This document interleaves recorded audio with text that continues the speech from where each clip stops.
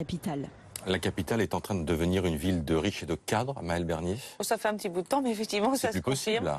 C'est-à-dire qu'en fait, si vous n'avez pas d'apport, si vous n'avez pas déjà fait une opération immobilière, ou que vous n'avez pas hérité, ou qu'on vous a pas fait le don d'une grosse somme d'argent, c'est effectivement très compliqué. Mais ça l'était déjà il y a 6 mois, c'était déjà il y a 1 an.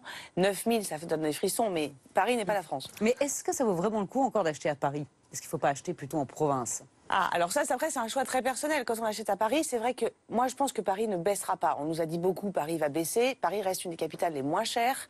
Et puis, même quand il y a eu la crise en 2008, les prix ont un tout petit peu baissé. Mais enfin, on était autour de 8000. Hein, on n'est pas tombé à 4-5 000. Un investissement à Paris, c'est jamais inutile. Ça restera, voilà. Et puis un 3 pièces reste un 3 pièces.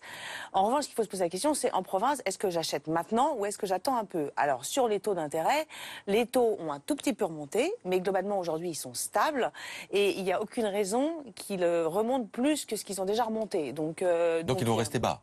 Oui, parce qu'on est passé à côté de tous les scénarios catastrophes politiques et l'élection d'Emmanuel Macron est plutôt une garantie pour les marchés financiers qui se réintéressent fortement à la dette française. Oui. Donc en gros, les banques empruntent moins cher et donc elles peuvent prêter à des taux bas tout en margeant ce qui se passe aujourd'hui. Bon, d'accord. Mais alors, parce que c'est intéressant ce que vous dites en matière de taux. Parce que jusqu'à présent, on nous disait que les taux, attention, allaient remonter, que les banques ne voulaient plus renégocier la renégociation de nos crédits. Si. Il faut encore y aller. Alors, si vous ne l'avez pas fait, il faut absolument renégocier votre crédit ou faire racheter votre crédit par une banque concurrente. Parce qu'il faut savoir qu'aujourd'hui, même si vous renégociez avec votre propre banque, dans 90% des cas, elle va vous facturer quand même des frais. Oui, donc, puis elle freine. Et puis elle freine, elle va traîner, mais c'est normal. Donc aujourd'hui, si vous avez un taux supérieur à 2,5%, il faut regarder si vous n'avez pas intérêt à renégocier.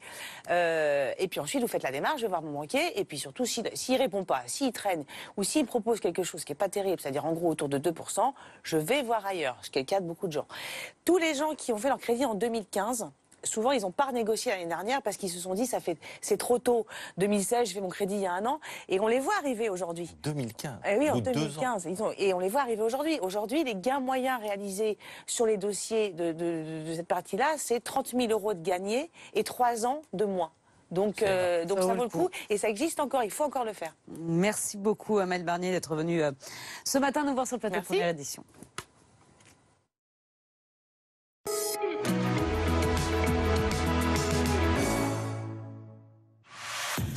Nissan vous a présenté C'est votre vie avec la Nissan Leaf 100% électrique.